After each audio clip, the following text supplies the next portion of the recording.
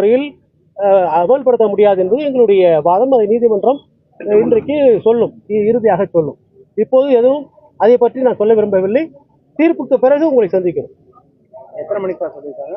இல்ல, கோர்ட் முடியும் போது இப்போ எங்களுடைய ஐட்டம் கிட்டத்தட்ட ஒரு 2 மணி நேரம் 1 மணி நேரம் இருக்கும். 1 மணி நேரமாக எங்களுடைய விவாதம் நடைபெற்றது. அதன் பிறகு மற்ற வழக்குகளை எல்லாம் முடித்துவிட்டு இறுதியாக இந்த வழக்கு தீர்ப்புக்கு எடுக்கப்படும்.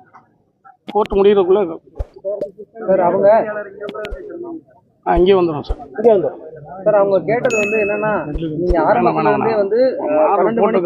சார் இப்ப அவங்க ஒரே ஒரு விஷயம் மட்டும் சொன்னாங்க. இப்ப நீதியரசர் அருணா ஜெகதீசனுடைய என்கொயரி போயிட்டு இருக்கு. இப்ப கைது செய்வதற்கான எந்த விதமான முகாந்திரமும் எங்கள்கிட்ட இல்ல.